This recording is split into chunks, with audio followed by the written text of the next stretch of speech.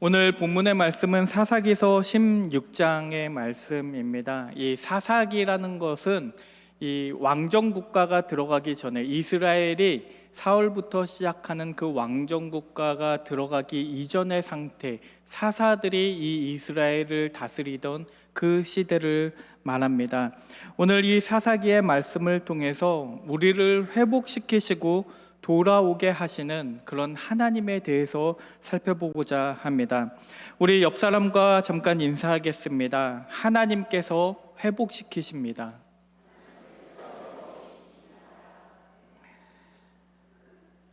오늘 말씀이 사사기서인데요. 이 사사라고 하면 여러 인물들이 있는데 그 중에서도 오늘 우리가 살펴볼 것은 삼손이라는 그런 사사입니다. 여러분들은 삼손이라는 이름을 한 번쯤은 다 들어보셨을 텐데 이 삼손이라는 인물을 생각해 보면 여러분들은 어떤 것이 가장 먼저 떠오르십니까? 우리가 유초등부나 이 교회 학교를 다니다 보면 이 삼손에 대해서 이렇게 배우게 되는데 그때 여러분들이 가장 먼저 배우는 것이 무엇입니까? 아마도 삼손이라는 인물을 얘기하면 가장 먼저 떠올리는 것이 무엇이냐면 이 힘이 센 사사였다. 그리고 나시린이라는 어떠한 직분이 있었기 때문에 나시린이라는 그런 정체성이 있었기 때문에 머리카락을 자르면 안 되었었다. 이런 것 정도가 아마 있을 겁니다. 우리가 너무나 잘 알고 있는 이 삼손에 대한 이야기가 오늘의 말씀입니다. 그런데 이 어떤 이야기가 시작이 되고 있냐면 이 삼손이라는 사사가 이 들릴라라는 한 여인을 사랑하게 되는 것으로 이야기가 시작이 되고 있어요. 이 삼손이 만났던 여러 명의 여자들이 있는데 그 중에서도 이 들릴라는 삼손이 사랑했다라고 기록되어 있는 유일한 여자입니다. 그러니까 정말로 마음을 다해서 이 드릴라를 사랑했던 것 같아요. 이 드릴라라는 인물은 어느 나라 사람이었는지 성경은 말하고 있지 않습니다.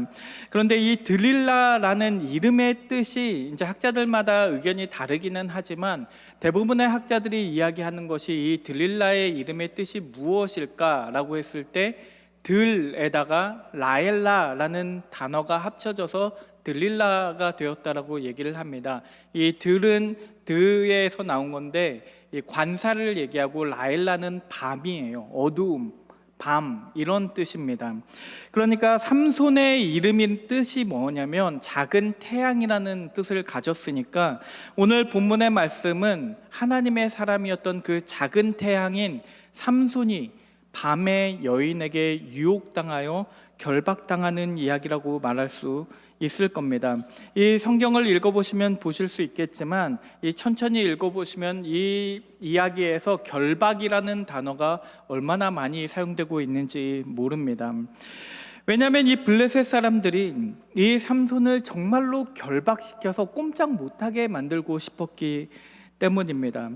앞에서도 여러 번 시도를 했는데 도무지 그를 힘으로는 제압을 할 수가 없으니까 이 삼손이 드릴라에게 빠진 것을 보고 드릴라를 사랑하게 된 것을 보고 그 드릴라에게 찾아가서 청탁을 합니다. 이 사사기서 66장 5절 말씀을 보면 블레셋 사람의 방백들이 그 여인에게로 올라가서 그에게 이르되 삼손을 꾀어서 무엇으로 말미암아 그 큰 힘이 생기는지 그리고 우리가 어떻게 하면 능히 그를 결박하여 굴복하게 할 수 있을는지 알아보라. 그리하면 우리가 각각 은 1,100개씩을 내게 주리라 하니라고 이렇게 되어 있습니다.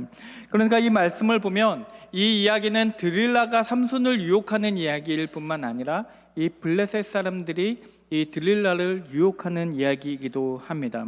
가서 삼손의 힘이 어디에서 생기는지 어떻게 하면 그를 결박해서 굴복시킬 수 있는지 도대체 그 비결이 뭔지 좀 알아오라고 그렇게 말합니다.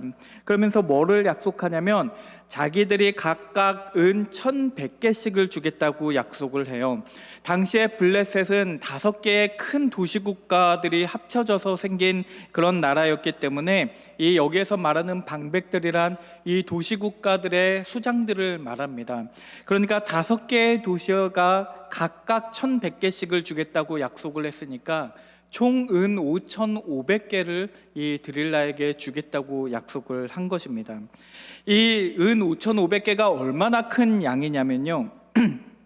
바로 다음 장인 사사기 17장 10절 말씀을 보면 미가가 레위인을 하나를 세워요. 그리고 제사장으로 세운 다음에 그에게 1년에 은 10개를 주겠다고 이야기를 합니다. 한 달에 은 10개가 아니고 1년에 걸쳐서 주는 게 은 10개라고 되어 있어요. 그러니까 드릴라가 받았던 은 5,500개는 이 사람이 550년 동안 벌어야만 받을 수 있는 돈이, 그 정도로 큰 돈이 은 5,500개입니다. 단순히 금액이 크다가 중요한 게 아니고 이것만 봐도 우리가 이 블레셋 사람들이 얼마나 이 삼손을 제압하고 싶어 했는지, 얼마나 이 블레셋 사람들이 삼손에 대해서 원한이 깊게 있었는지를 우리가 볼 수 있습니다. 불행한 것은 삼손은 드릴라를 사랑했다라고 되어 있는데 드릴라는 삼손을 사랑하지 않아요. 드릴라는 삼손을 사랑하는 것이 아니라 돈을 사랑합니다. 그래서 삼손에게 가서 그렇게 물어봐요. 어떻게 하면 당신을 결박할 수 있습니까? 어떻게 하면 당신의 힘이 사라집니까? 라고 물어봐요.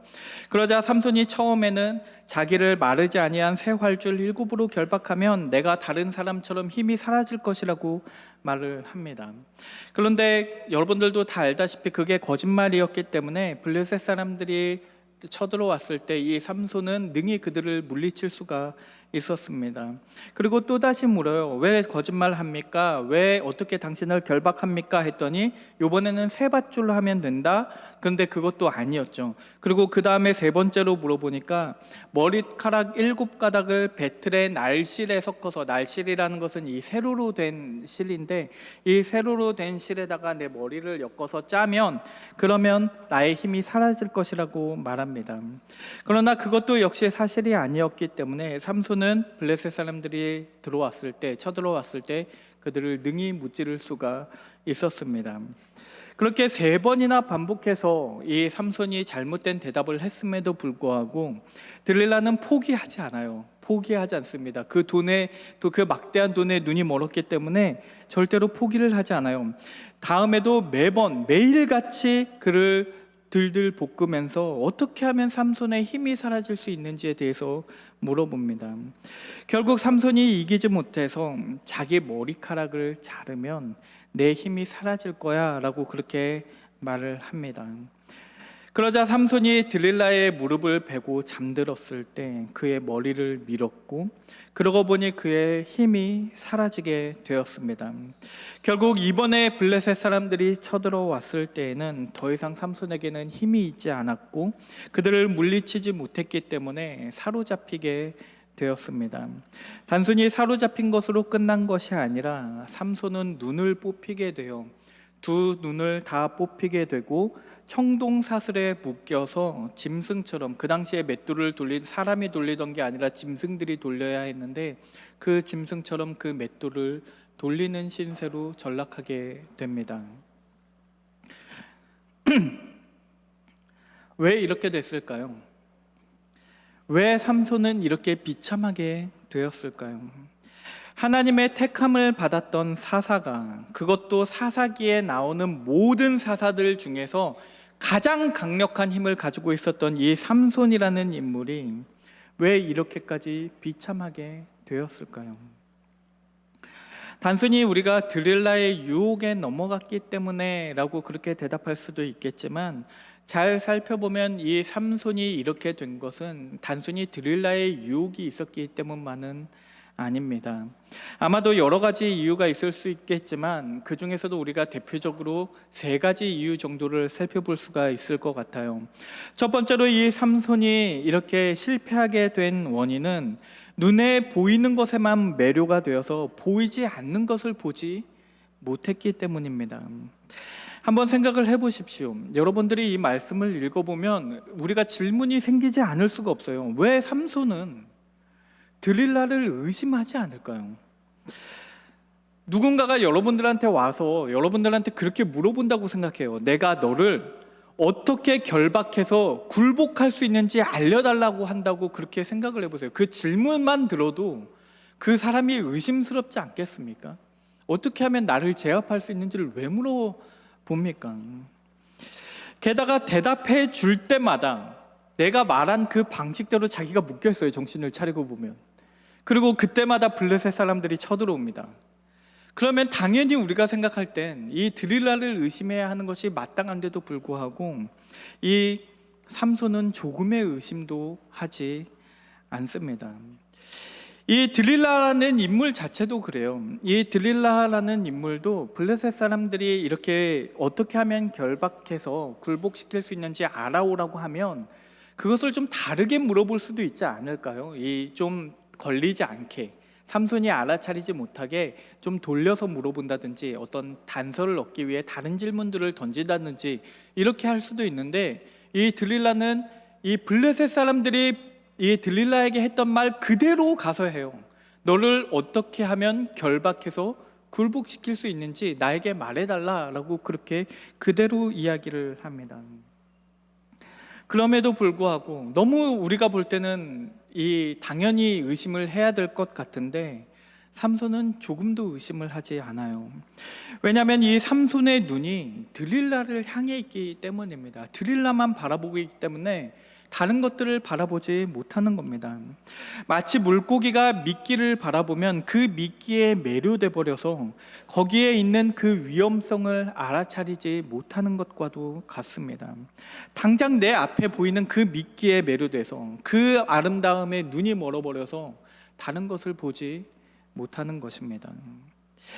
이 삼손이라는 인물은 이 사사기에 대표적으로 등장하는 말씀 여러분들도 아실 텐데, 이 다른 사람들이 그랬던 것처럼 그의 소견에 옳은 대로, 그의 눈에 옳은 대로 행했던 사람입니다. 사사기서 14장 7절의 말씀을 보면 그가 내려가서, 삼손이 내려가서 그 여자와 말하니 그 여자가 삼손의 눈에 들었더라 라고 되어 있습니다.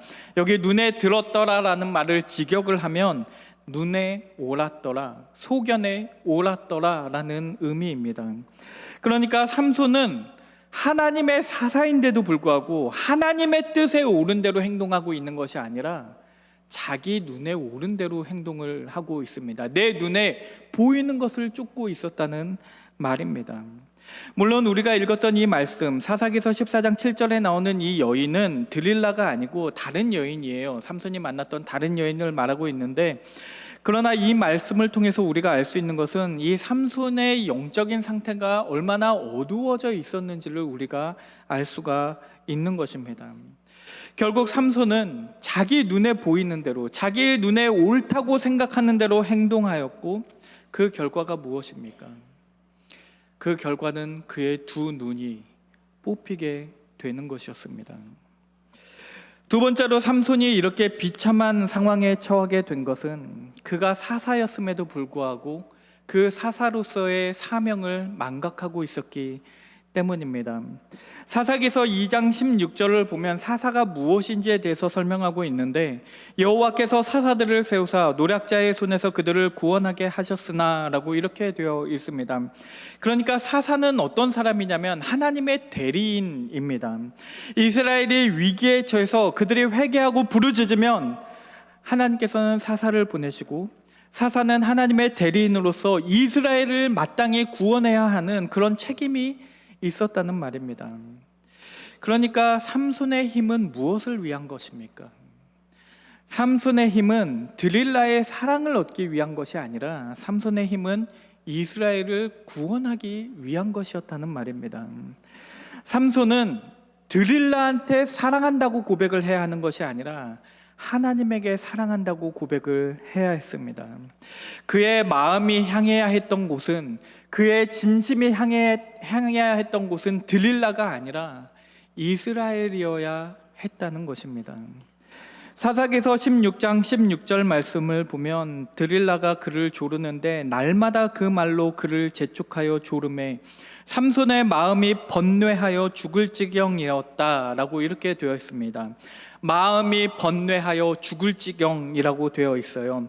그런데 이 표현이 바로 앞에서 하나님의 마음을 표현하기 위해서 그대로 사용이 되고 있습니다. 사사기서 10장 16절 말씀을 보면 자기 가운데에서 이방신들을 제하여 버리고 여호와를 섬김에 여호와께서 이스라엘의 곤고로 말미암아 마음에 근심하시니라. 여기서 마음에 근심하시니라라고 번역이 되어 있는데 이 히브리어로 보면 똑같은 말입니다. 이 마음이 번뇌하여 죽을 지경이었다는 말입니다. 그러니까 이것이 뭘 보여주는 것이냐면요, 똑같은 표현이 두 대상에게 쓰여진 거예요. 하나님도 마음에 번뇌하여 죽을 지경인데 하나님은 이스라엘의 곤고로 말미암아 그 마음이 번뇌하여 죽을 지경인데 삼손은 한 여인으로 말미암아 마음이 번뇌하여 죽을 지경에 있었다는 말입니다. 왜냐하면 그는 자기가 사사라는 것을, 자기가 하나님이 보낸 사람이라는 것을 망각하고 있었기 때문입니다. 사사라는 말은 결국 그 자신이 하나님에게 묶여있는, 하나님에게 결박되어 있는 사람인 것을 의미하는 것임에도 불구하고 이 삼손은 그 사실을 자각하지 못합니다. 결국에 하나님께 결박되어 있는 그 끈을 끊어내고 자기가 자유롭게 될 것이라고 생각했지만 그 결과는 거기에서 자유로워지게 된 것이 아니라 청동사슬에 묶여서 그 맷돌을 굴려야만 하는 그런 신세로 전락하게 된 것입니다. 세 번째로 삼손이 바닥까지 추락하게 된 이유는 이 힘의 근원이 하나님에게 있다고 생각을 하지 않고 자기에게 있다고 생각했기 때문입니다. 사사기서 16장 17절 말씀을 보면 삼손이 진심을 드러내어 그에게 이르되 내 머리 위에는 삭도를 대지 아니하였나니 이는 내가 모태에서부터 하나님의 나실인이 되었음이라. 만일 내 머리가 밀리면 내 힘이 내게서 떠나고 나는 약해져서 다른 사람과 같으리라 하니라 라고 되어 있습니다. 그러니까 삼손은 진심이었어요. 진심으로 삼손은 어떻게 생각을 하고 있었냐면 자기 힘이 자기 머리카락에서 나온다고 그렇게 생각을 했습니다. 그런데 정말로 그랬을까요? 정말로 이 삼손의 힘이 삼손의 머리카락에서 나오는 것이었을까요? 많은 사람들이 삼손에 대해서 오해하고 있는 것이 있는데 그 중에 대표적인 것이 두 가지가 있습니다. 첫 번째로 사람들이 어떻게 많이 오해를 하냐면 삼손이라는 인물은 키도 컸을 것이고 근육도 빵빵한 그런 사람일 것이라고 그렇게 생각을 합니다. 아이들이 보는 그 성경이나 만화 성경으로 된 것들, 그 그림들을 보면 삼손은 언제나 덩치가 크고 근육이 많은 마치 마동석 같은 그런 사람으로 그려집니다. 그런데 성경을 읽어보면요, 성경은 그 어디에서도 삼손의 겉모습에 대해서 기록하고 있지 않습니다. 그가 키가 컸다든지 근육이 많았다든지 잘생겼다든지 그런 외모에 대해서 성경은 말을 하지 않고 있어요.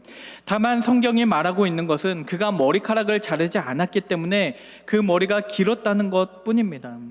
그런데 우리는 너무나 자연스럽게 당연히 근육이 많았겠지라고 그렇게 생각을 합니다. 왜냐하면 우리도 모르게 우리 잠재의식 속에 덩치가 좋지 않고서는 그렇게 힘이 셀 수 없다라고 생각하고 있기 때문입니다. 그런데 오히려 삼손이라는 인물은 덩치가 크지 않고 겉으로 보기에 평범한 사람이었을 것이라고 생각하는 것이 오히려 더 자연스럽습니다. 만약에 삼손이 외적으로 세 보였으면요, 그냥 그가 누가 봐도 힘이 세 보이는 사람이었다면 블레셋 사람들이 굳이 들릴라에게 와서 그 막대한 금액을 주면서 도대체 그 힘의 근원이 무엇인지, 그 비결이 무엇인지에 대해서 알아봐 달라고 말하지 않았을 겁니다. 그냥 눈에 보이잖아요. 아, 저 사람 저렇게 등치가 크고 저렇게 힘이 센 것처럼 근육이 많으니까 그래서 힘이 세겠지라고 생각할 텐데, 그들이 그것을 궁금해하고 그것을 알아내려고 한다는 것 자체가 그가 겉모습에서 나타내는 힘이 아니라 그 무언가 다른 곳에서 힘을 얻는 것이 보였다는 말입니다. 두 번째로 많은 사람들이 삼손에 대해서 오해하고 있는 것이 있는데, 삼손이 힘을 잃어버린 이유가 그가 나실인이었고 나실인으로서 머리카락을 자르지 말았어야 했는데 그 머리카락에 힘이 있었는데 그 머리카락을 잘랐기 때문에 그래서 힘이 사라졌다라고 생각하는 것입니다. 왜냐하면 우리도 삼손하고 크게 다르지 않아요. 우리도 삼손처럼 생각을 해서 자기도 모르게 그 힘의 근원이 하나님에게 있다고 생각을 하지 않고 자꾸만 그 머리카락에 눈이 향하고 그 머리카락에 힘이 있다고 생각을 합니다. 사사기 16장 20절을 한번 읽어보십시오. 들릴라가 이르되 삼손이여 블레셋 사람이 당신에게 들이닥쳤느니라 하니 삼손이 잠을 깨며 이르기를 내가 전과 같이 나가서 몸을 떨치리라 하였으나 여호와께서 이미 자기를 떠나신 줄 깨닫지 못하였더라. 그러니까 삼손이 전과는 달라졌어요. 전과 달라졌는데 그 이유가 머리카락이 잘렸기 때문입니까? 아니면 여호와께서 그를 떠나셨기 때문입니까? 여호와께서 그를 떠나셨기 때문입니다. 만약에 나실인의 규례를 어겼기 때문에 그의 힘이 사라진 것이었다면 삼손은 이미 진작에 그 힘을 잃어버렸어야만 했습니다. 왜냐하면 나실인의 규례에는요, 머리카락을 자르지 말라는 것 외에도 다른 규정들이 있어요. 포도주를 마시면 안 된다는 것과 시체와 같은 것들을, 부정한 것들을 만지면 안 된다라는 그런 규례가 있습니다. 그런데 앞에 삼손의 이야기를 보면 삼손은 이미 죽은 사자에게서 꿀을 떠오는 장면이 나오고 블레셋 사람들과 싸울 때는 심지어 이 죽은 나귀의 턱뼈를 가지고 싸우는 모습을 볼 수가 있어요. 그러니까 이미 그 턱뼈를 가지고 싸우고 있는 것 자체가 이 삼손은 나실인의 규례를 어긴 것입니다. 그런데 그 규례를 어겼음에도 불구하고 하나님께서 그에게 힘을 주시고 하나님의 영이 그에게 임하셨기 때문에 그가 그렇게 활약을 할 수 있었던 것이지, 그가 단순히 나실인의 규례를 어기지 않았기 때문에, 그랬기 때문에 그에게 힘이 있었던 것이 아니라는 말입니다. 물론 그렇게 생각할 수도 있을 거예요. 시체를 만지는 것은 어긴 게 맞지만 결국 힘은 머리에 있었기 때문에 머리만 자르지 않았으면 됐을 텐데 머리를 잘라서 힘이 사라진 것이라고 그렇게 생각할 수도 있을 겁니다. 그런데 민수기서 6장 9절의 말씀을 보면, 이 민수기 6장을 한번 기회가 되시면 읽어보시면 나실인의 규례가 쭉 나와요. 거기에 보면 이렇게 돼 있어요. 누가 갑자기 그 곁에서 죽어서 스스로 구별한 자의 머리를 더럽히면 그의 몸을 정결하는 날에 머리를 밀 것이니 곧 일곱째 날에 밀 것이며 라고 되어 있습니다. 그러니까 하나님께서는 예외를 두셨어요. 머리를 자르면 그냥 힘이 사라지는 게 아니라요, 어떠한 특수한 경우 부정하게 되어서 그 정결하게 되는 날에는 머리카락을 밀어도 괜찮게 되어 있었다는 말입니다. 왜냐하면 이 나실인에서 중요한 것은 그 나실인이 하나님에게 구별되었다는 것이 중요한 것이지 그 머리카락 자체가 중요한 것이 아니었기 때문입니다. 머리카락은요, 이 사람이 하나님에게 구별되었다는 것을 보여주는 표지일 뿐이지 그 자체에 힘이 있는 것이 아닙니다. 결국 삼손이 힘을 잃은 것은 궁극적으로 그가 하나님을 의지하지 않았기 때문이지 단순히 머리카락이 잘렸기 때문이 아닙니다. 삼손의 힘은 그가 가진 근육에 있었던 것도 아니고 머리카락에 있었던 것도 아니고 하나님에게 있었기 때문입니다. 그런데 오늘 본문의 말씀을 쭉 읽다 보면 이 본문의 이야기가 여기에서 끝나지를 않습니다. 이 본문의 말씀은 마지막으로 한 줄을 더 기록하고 있는데 그것이 오늘의 본문의 말씀입니다. 사사기서 16장 22절, 오늘 읽었던 말씀인데 다시 한번 우리 한번 같이 읽어보겠습니다. 그의 머리털이 밀린 후에 다시 자라기 시작하니라. 아멘. 그러니까 우리가 이 말씀을 읽고 있으면요, 이 진작에 이야기가 끝났어야 될 것 같아요. 삼손이 하나님의 명령들을 잘 지키지 못했구나, 규례를 잘 지키지 못하고 사명을 망각하고 그랬기 때문에 이렇게 눈이 뽑히고 맷돌에 묶여서 살아가게 되었구나, 거기서 이야기가 끝내야 될 것 같은데 성경은 한 줄을 더 기록합니다. 그의 머리털이 밀린 후에 다시 자라기 시작하니라. 이 말씀이 뭘 의미할까요? 먼저 우리가 이 말씀을 보면서 생각할 수 있는 것은 삼손의 힘이 곧 돌아오겠구나. 이 말씀은 이 삼손의 힘이 곧 돌아올 것을 암시한다고 말할 수 있을 겁니다. 그런데 우리가 그것이 이 말씀의 전부라고 생각할 수는 없습니다. 왜냐하면 우리가 지금까지 보았던 것처럼 힘의 근원은 머리에 있는 것이 아니라 하나님에게 있는 것이기 때문입니다. 실제로 이 다음의 장면들을 한번 보세요. 삼손의 머리카락이 다시 자랐다고 되어 있는데 그의 힘이 돌아오지는 않습니다. 나중에 삼손이 하나님께 부르짖을 때에 그때에 그의 힘이 돌아오지, 머리카락이 다시 자랐다고 해서 자동적으로 그의 힘이 돌아왔던 것이 아니라는 말입니다. 그렇다면 도대체 왜 하나님께서는 이 한 줄을 더 기록해 놓으셨을까요? 어떻게 생각하면 당연한 일 아니에요. 누구나 그런 거 아닙니까? 누구나 머리카락을 자르면 다시 자라나는 건 당연한 건데 왜 굳이 하나님께서는 이 한 줄을 더 기록을 해두셨을까요? 그것은 삼손은 실패했지만 하나님께서는 실패하지 않으신다는 것을 보여주기 위한 것입니다. 삼손은 하나님의 사사로서 그리고 나실인으로서 그 사명에 실패했지만 그것이 하나님의 실패를 의미하지 않습니다.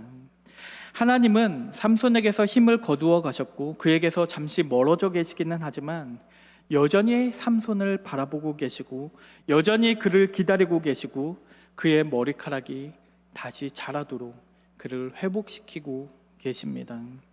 자연적으로 머리카락이 자라는 것은 당연한 일임에도 불구하고 그것이 당연한 일이 아니라고, 하나님께서 그 머리카락을 다시 자라게 하신다는 것을 보여주기 위해서 거기에는 숨겨진 주어 하나님이라는 존재가 계신다는 것을 보여주기 위해 이 한 절을 더 기록하고 있는 것입니다. 왜냐하면 하나님께서는 그의 백성을 버리지 않으시기 때문입니다. 하나님께서는 그의 백성을 징계하시기는 하지만 그를 버리지 않으십니다. 시편 89편 30절에서 34절을 보면 이렇게 되어 있습니다. 만일 그의 자손이 내 법을 버리며 내 규례대로 행하지 아니하며 내 율례를 깨뜨리며 내 계명을 지키지 아니하면 내가 회초리로 그들의 죄를 다스리며 채찍으로 그들의 죄악을 벌하리로다. 그러나 나의 인자함을 그에게서 다 거두지는 아니하며 나의 성실함도 패하지 아니하며 내 언약을 깨뜨리지도 아니하고 내 입술에서 낸 것은 변하지 아니하리로다. 그러니까 본문이 궁극적으로 말하고자 하는 것은 나실인의 규례를 잘 지키십시오. 사사로서의 사명을 망각하지 말고 잘 지키십시오. 만약에 그렇지 않으면 여러분의 두 눈이 다 뽑히게 될 것입니다와 같은 그런 이야기를 하고 있는 것이 아니라 하나님의 은혜를 말하고 있는 것입니다. 모든 성경도 마찬가지예요. 성경은 우리가 어떻게 살아가야 하는지에 대해서 이야기하지만 그 끝에서 성경이 궁극적으로 말하고자 하는 것은 하나님의 은혜입니다. 물론 우리는 삼손의 실수를 보면서 교훈을 얻을 수 있어요. 그 교훈도 굉장히 귀중한 것들입니다. 그러나 궁극적인 것은 단순히 교훈이 아니라 은혜입니다. 삼손이 실패하고 넘어졌을 때 작은 태양이었던 그가 그 눈에 빛을 잃었을 때에, 그가 머리를 밀려서 완전히 힘을 상실했을 때에, 그때에도 하나님은 여전히 그를 지켜보고 계시고 그를 회복시키시고 그의 머리털이 다시 자라게 하고 계십니다. 그것이 우리가 읽었던 그의 머리털이 밀린 후에 다시 자라기 시작하니라 라는 말씀의 의미입니다. 결국에 그 하나님의 은혜가 있었기 때문에 히브리서를 보면 삼손은 실패한 사사로서 기록되어 있는 것이 아니라 믿음의 영웅으로서 기록되어 있습니다. 그가 뛰어났기 때문이 아니라 하나님께서 그를 일으키셨고 그를 회복시키셨기 때문입니다. 언제든지 우리는 실패할 수 있습니다. 언제든지 우리는 좌절할 때가 있고 더 이상 떨어질 때가 없을 정도로 그렇게 곤두박질 칠 때가 있습니다. 그런데 우리의 모든 것이 다 끝났다고 생각했을 때 거기서 하나님의 역사가 시작됩니다. 다 끝났다고 생각했을 때 하나님의 한 절이 더 추가되어 있습니다. 그렇기 때문에 우리가 읽었던 오늘의 이 말씀이 우리에게 얼마나 감사한 말씀인지 모릅니다. 만약에 힘의 근원이 우리에게 있었다면 우리는 넘어졌을 때 더 이상 일어날 수가 없습니다. 우리는 이미 다 힘을 써버렸기 때문에 다시는 일어날 수가 없어요. 그런데 힘의 근원이 하나님에게 있기 때문에 그가 우리를 회복시키시고 우리를 다시 일어나게 하실 것입니다. 오늘 삼손의 머리털이 다시 자라기 시작하니라 라는 이 말씀을 기억하시고 절망의 끝에서 하나님을 만나게 되시는 새하늘교회 성도님들 되시기를 주의 이름으로 축원합니다. 우리 기도하겠습니다. 사랑의 하나님 아버지, 우리는 연약하고 오늘을 힘겨워합니다. 주 뜻을 이루며 살기에 우리는 너무나 부족합니다. 오직 주님만을 의지하오니 한없는 주님의 은혜를 베풀어 주시옵소서. 예수님의 이름으로 기도드립니다. 아멘. 우리 찬송